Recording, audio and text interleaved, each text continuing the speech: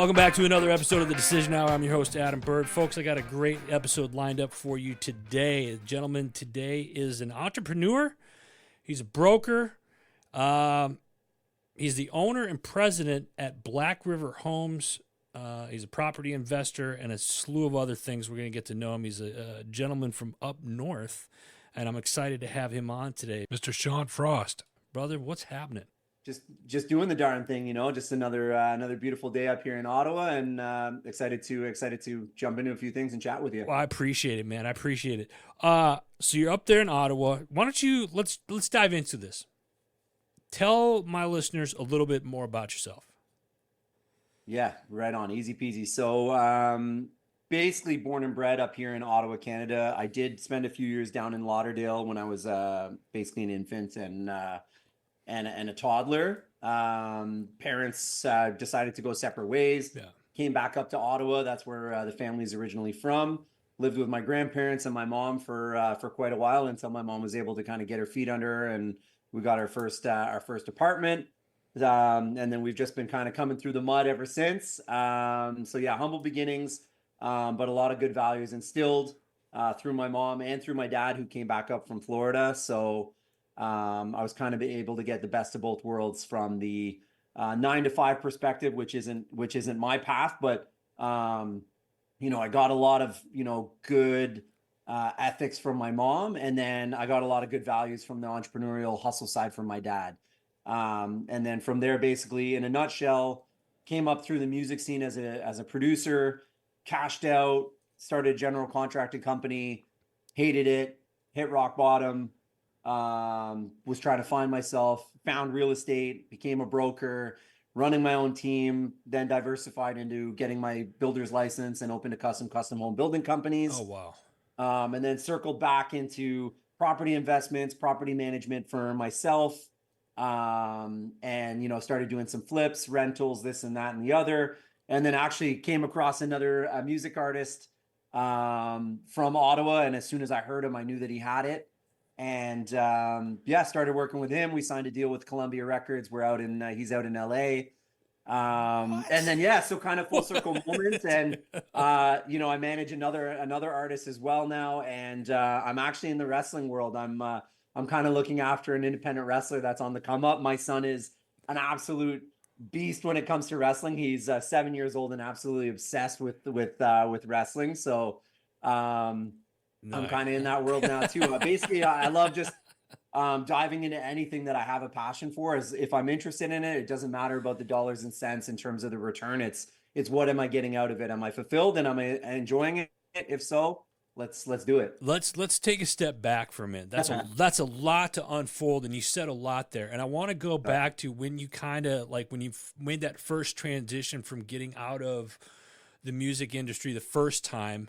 And then kind of how you found real estate. Talk about that for a little bit, and what was that process? Was it like you woke up one morning and was like, I could totally do this? So what ended up happening is I was going to university here in Ottawa, and I was running a studio. I own my own studio here, but I was also working with artists out in Kansas City. Okay. And so I was out in Kansas City.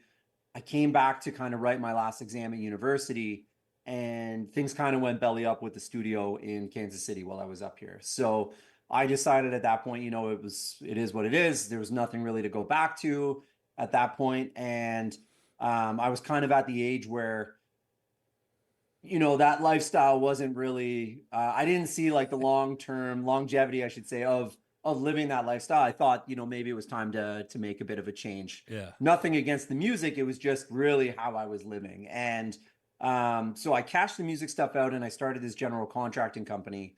And at the same time, I got a job at the hospital here. So the main hospital in Ottawa for the paper trail, because I didn't have a lot of traditional 9 to 5 jobs. So I thought, if I was going to kind of elevate and take the next step in life in terms of becoming a homeowner, this, that, and the other, I probably needed a paper trail, like something on paper that just looked a little bit more stable. I had some more stability. So I got a job at the Ottawa Hospital and started this general contracting company at the same time. I loved the job at the hospital because it was working with people. It was patient care. So I really enjoyed that. I'm a people person. Yeah. But I knew ultimately that it wasn't going to be my destiny. I wasn't going to be fulfilled doing that job. It was kind of a placeholder, so to speak, which was fine. The general contracting company, I teamed up with a partner, a buddy of mine that I had known forever. He's Vietnamese, super skilled general contractor, but lacked the language skills for going out and selling himself. So he basically wasn't able to go get jobs. So I was like, hey, if we partner up, we can do this together. And we were getting jobs and bringing in some money, but until you try something you don't necessarily know. I absolutely hated it. I despised it. It took me a year, maybe 2 years to like really come to grips with it, but like I was just not enjoying it. Like the paycheck didn't add up in terms of what I was putting in. Yeah. I was going to bed dreading waking up the next morning and having to deal with these clients. I just felt it was never ending. It was unforgiving in the sense that like I felt like I was bending over backwards and it was never good enough. And just looking at myself in the mirror being like, what am I doing here? Like, Yeah. this sucks. Like I flat out hate this. Yeah. Like, so it took me a while, and that was, it was odd because I was still bringing in some money. Like I was still making money, but I just couldn't do it anymore. So I woke up, called my buddy, and I said, listen, man, like I got to close the doors on this. Like, I don't know what you want to do, but this isn't for me. Yeah. And he's one of my brothers, and he's like, yeah, man, like I know, I see it in your face. Like he totally understood. He's like, I'm like, I don't even want to sell the business. Like I just don't want to, like, I want to just close the door on it today. Like we're in between transitioning between gigs. Like we don't have anything on the table. Nobody's getting burned. Like this is a good time to wipe Shut it our down hands. on your terms. Exactly. Yeah. So, and he was like, let's do it. So we did. I shut it down. And the moment I was like done with this, I literally felt myself just like coming back into my body. Like, so that was a bit of a personal, like, emotional rock bottom for me. And then I was at that transitional stage where I didn't know what to do. And I'm always a firm believer in like, education. So whether it's through an institution or self-educating, whether you're enrolling in a course, learning, when we stop learning, when we stop growing, we die. Right. Yeah. So I was just basically trying to get my feet under me and figure out what works. And I actually had another one of my best friends say, I know what you need to do. And I'm like, okay, well, enlighten me. What do I need to do? And he's like, you are born and bred to be, you need to be a real estate agent, later becoming a broker. And I was like, I don't know. And he kind of explained it to me. And I was like, okay, well, let me get licensed here. So here it's a program, kind of 18 months to get it done, but you can fast track it. And I'm like, all right, well, let me dive in head first and let's see what happens. So 5 months later, breezed, like, crushed the course, got licensed. And then, because I had been running my own business, since I was in high school, the commitment, the work ethic, the hustle, like that's instilled, that's ingrained in me. So basically just adopted those principles and applied it to the real estate world, and was very fortunate to kind of hit the ground running compared to a lot of other colleagues that start in the business. So those that are listening right now, where can people reach out to you if they have questions or want to follow you or whatnot? Before we get any further, like how can people reach out to you? Yeah, the easiest way is through Instagram. For the reason that being a serial entrepreneur, I showcase everything, my personal side, the music, the real estate, you name it. You're going to really get to know me.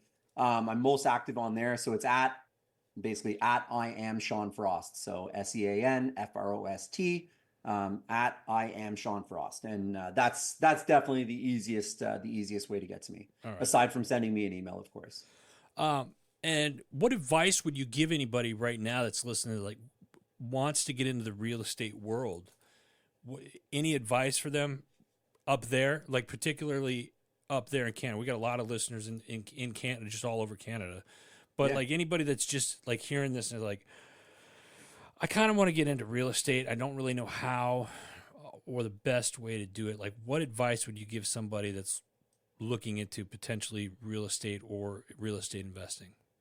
I think if you're looking to get into real estate, even before the investing starts, so if you're actually looking to get into real estate as an agent or as a broker, that is obviously coming down, you have to have that entrepreneurial spirit, and you have to be prepared. First and foremost, you have to bet on yourself. So you have to really be, you have to set your expectations appropriately, to the sense that, in the sense that you're not necessarily going to be getting a paycheck right away. You are going to have to invest a lot of time, a lot of money. You're going to have to be patient. You're going to have to manage your emotions really well. So you want to avoid the roller coaster of getting too high and getting too low, as best you can. Yeah. You also have to appreciate the struggle. It's all about perspective. And one thing that, I have many faults like everyone, but one of the things that I think is a strength of mine is that I'm very good at, gratitude and appreciating what I have, Yeah. whether or not that's a positive or a negative experience. So if it's a loss, like if I'm failing, I'm at something, I'm not afraid to fail, and I'm not ashamed of it. So like if something doesn't work out for me, it's like, okay, you know what? I tried it. Maybe I didn't do it the right way, and I can tweak it and try to make it better. Or I understand, like, that's not for me. It's not meant for me. Now I know I've put the time and the energy into it. I've learned from it. The next thing that I'm going to tackle, I'm going to apply the lesson from the loss into the new thing that I'm doing, so that I can succeed, or give myself a better chance of succeeding, I should say. But I think it's really betting on yourself. But don't set yourself up where you're looking at the end game, like where you're looking at like what quote unquote a success for somebody else might look like on your life. Yeah. Like I would focus on like understanding you have to put in that work. Yeah. And I want to key in on a few things that you said there. Yeah. Because we live in a society that wants instant gratification, and that's just not how it works. And you guys got to remember that if it's worth having, then it's worth putting the work in and the effort in to do this. Don't look at real estate. I mean, I have a Rolodex of realtors and brokers all over the country, and every single one of them will tell you like, oh yeah, this is, you can get rich quick at real estate. And every single one of them will laugh in your face, because it's just like, yeah, it does not work like that, bro. Like it doesn't work that way. You can make a lot of money in real estate, but you have to put in the work, and there's a lot of bumps and bruises often times along the way. For sure. So and keep embrace that in mind. those though. Yeah, You're 100% right. Yeah, but embrace that. That's life's a journey. Not every step is forward, right? Yeah. And that's just it. Like you got to remember and be patient. I think that's the biggest thing, is being patient, because we live in such a fast-paced society. Everybody wants instant gratification. You got to remember that you have to be patient with this stuff. Right. So in mentioning that, so I had the expectation set for myself that it was going to take a while. Yeah. I was also able to change my mindset and alter my perspective on the hospital job. So that job that I enjoyed doing, that was, quote unquote, a dead end job for me, that it just wasn't going to get me to where I felt like I was supposed to be.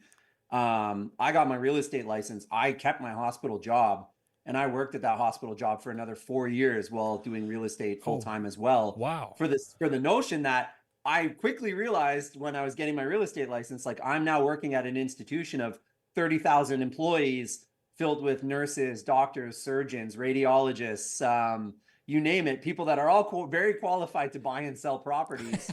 Why don't I work at this hospital job and really farm and build a network? Because I had zero network. I wasn't even a homeowner. Right. So how can I start getting clients? I don't know. I came from the hood. I don't have people that are buying and selling homes. So yeah.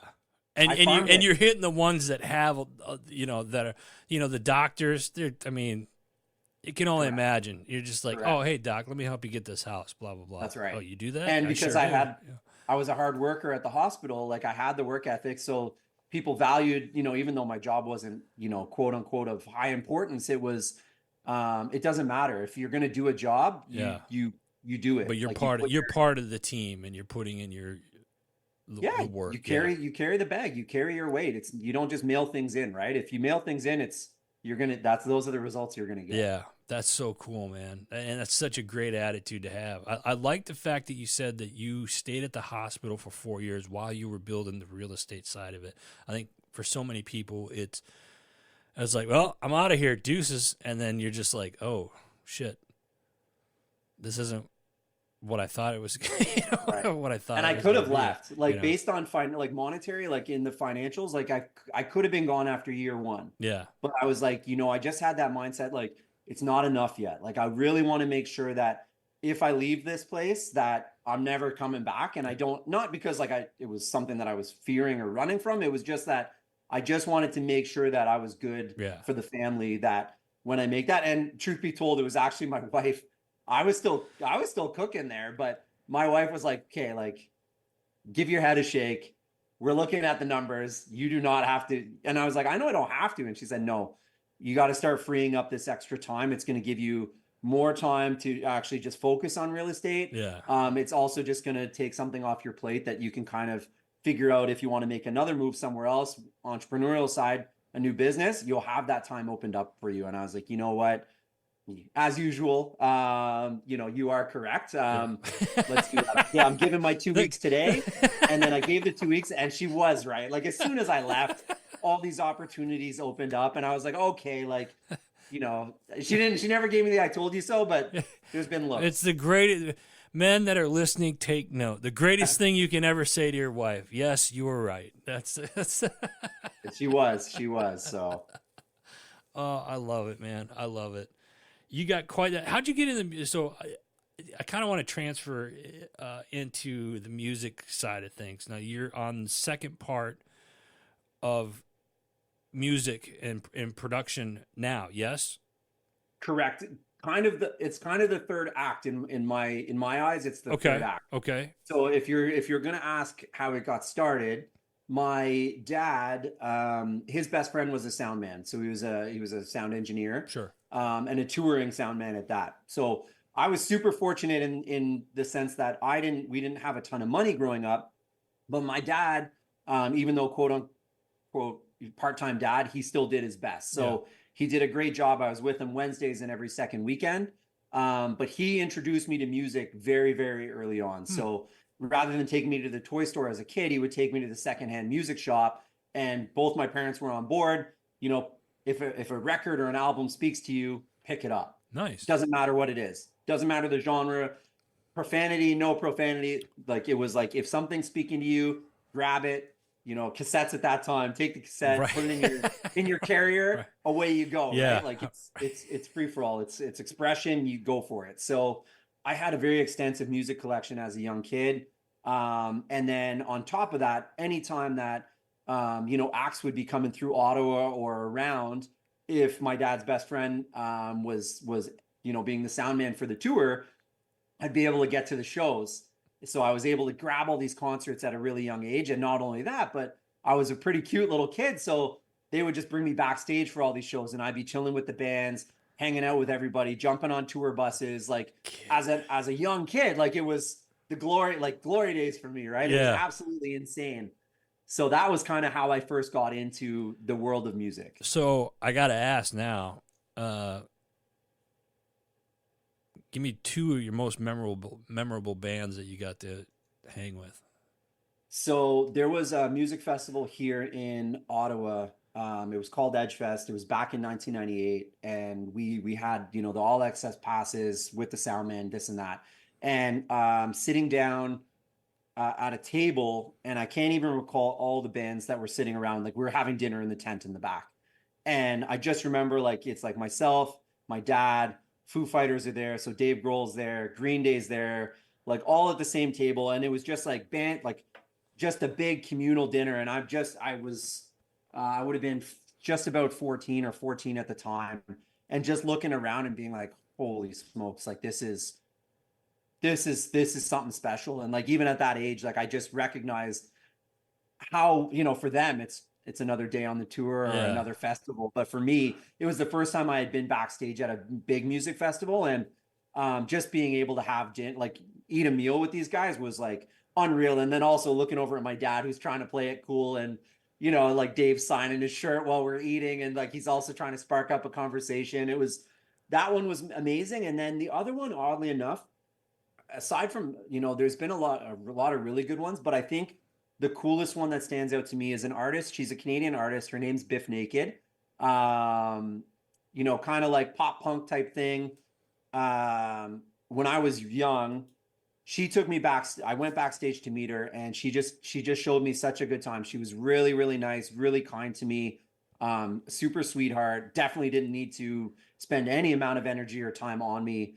But she did, and she made me feel so welcome. And I just remember being a young kid thinking about how great that was. And, then she had a black jacket that had it was a take on FBI, but it was BIF. Yeah. And she gave me that jacket and signed it. And I remember wearing it to school basically the next day, and was just treated like a little music god. And that one really stood out to me just because I remembered how sweet she was for me. Yeah. I think those are two right off the top that are definitely up there if they're not the most. That's cool, man. Yeah. That's cool. What else do you want our listeners to know about you? I think it just comes down to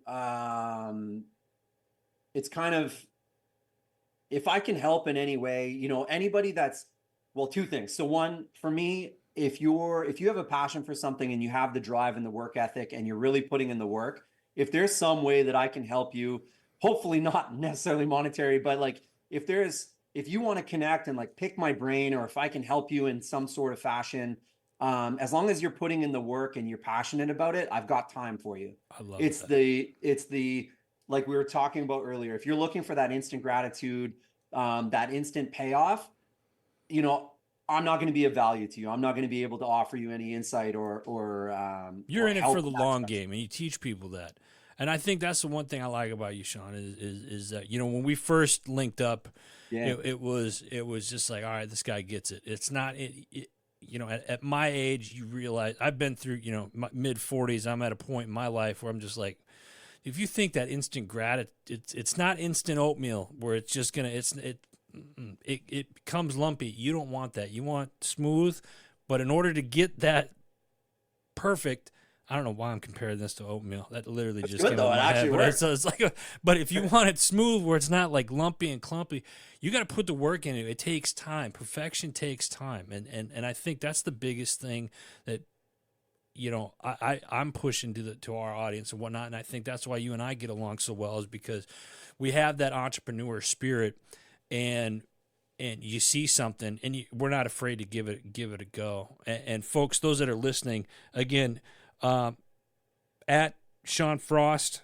on Instagram, At I am Sean Frost. I am Sean Frost, and I'm going to link that in the notes. So if you're listening to this, go to the show notes underneath. You'll be able to click on it. It'll go right to his IG page. Follow him. Reach out to him, because the man's he is a wealth of knowledge.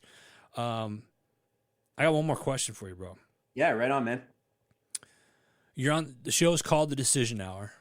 Yep. Okay, so we make decisions every day. Name a time in your life where your feet are on the line and you have to make that decision. What is it, and what's the atmosphere like?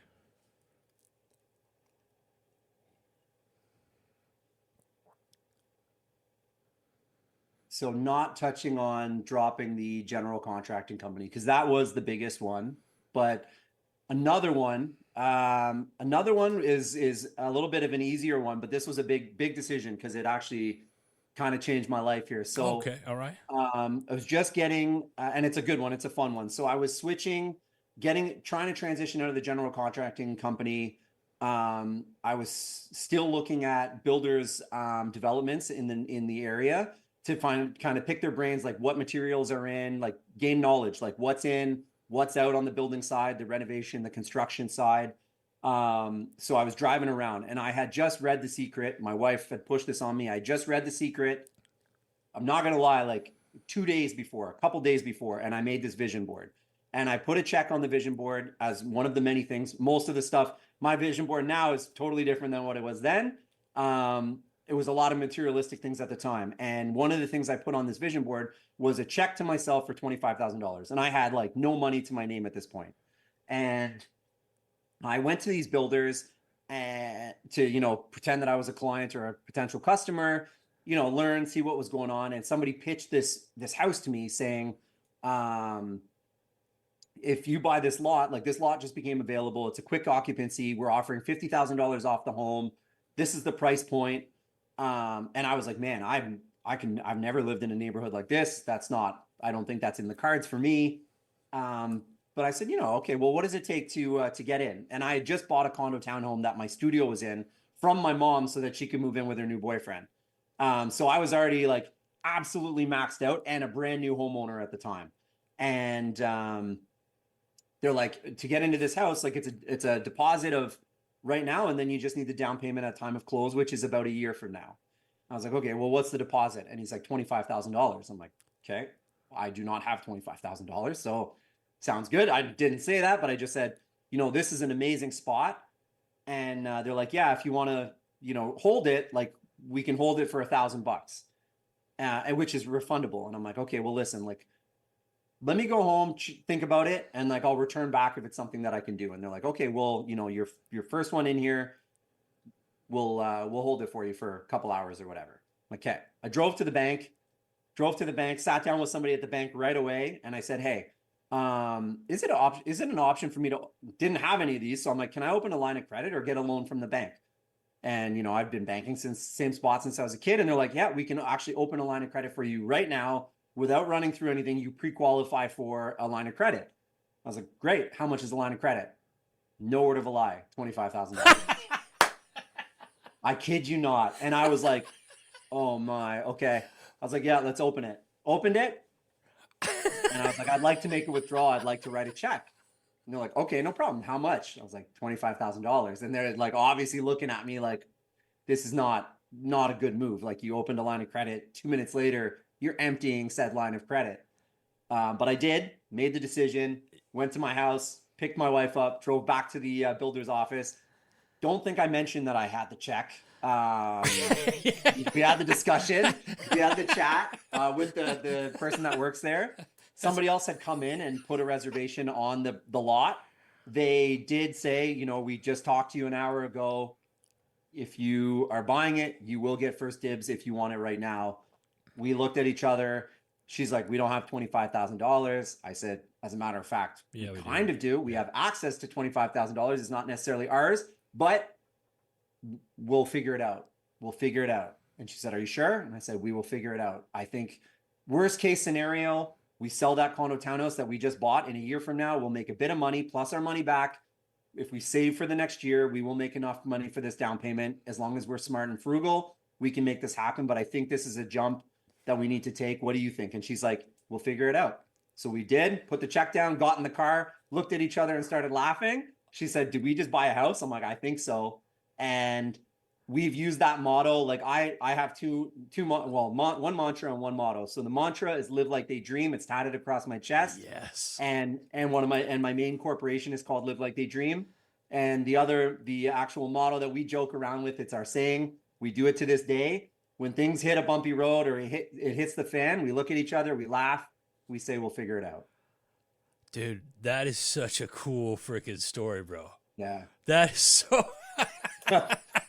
Yeah, I thought it was such bubble gum at the beginning but I haven't looked back since. It's so cool how that happens. And I know the book and I've watched the movie several times in the last decade. So it works. Those that you have to believe, you have to have faith, and you got to put it out there. But at the same time, you can't just okay, I put it out there and then not do anything. You gotta work. That's such a cool story, man. That's that's so awesome, man. I can't out of all the years doing this, I can count on two fingers how many people have brought up The Secret. You're the second one in a decade. And that is such a cool story. Thank you for sharing that with us, bro. Thank you. Yeah, no worries, man. Appreciate it. Listen, that is all the time that we have. Folks, I'm going to have Sean's information in the show notes below. Best way he said it to reach out to him is on Instagram. I am Sean Frost on Instagram. So go check him out. Please reach out to him. Just a good dude. Definitely somebody you want in your Rolodex. Sean, thanks, brother. Appreciate it. Yeah, I appreciate that. Thank you so much for having me on. Absolutely. Absolutely. Folks, before we let you go, make sure you go check out our parent company, Heroes Media Group. Go to heroesmediagroup.com. Check out all the podcast shows, new articles, and new things that they're going to be doing the rest of this year. Until next time, you've been listening to The Decision Hour.